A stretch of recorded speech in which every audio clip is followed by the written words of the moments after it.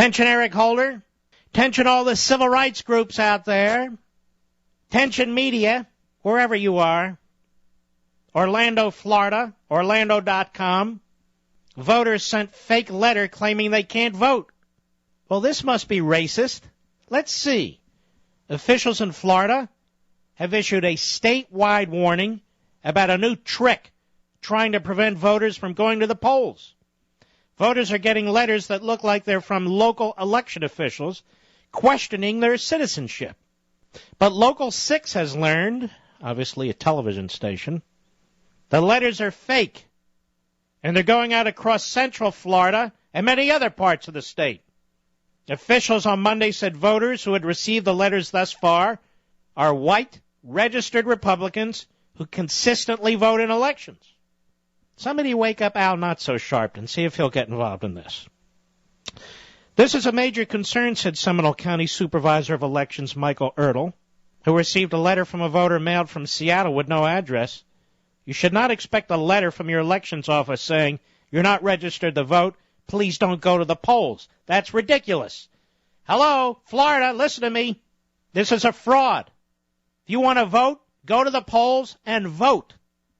Today, the state of Florida said there have been reports from more than 20 counties where voters had received fraudulent letters impersonating supervisors of elections. I told you these bastards would be up to no good. Excuse my French.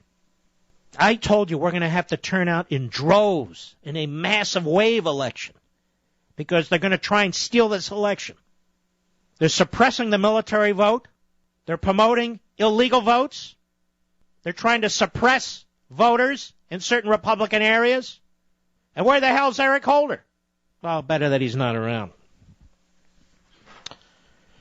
We're working with the state's supervisors of elections as well as law enforcement to find the source of these letters and put a stop to them. We've provided all of the information we have received to the Florida Department of Law Enforcement, says Chris Cate, Communications Director for the Department of State in Florida.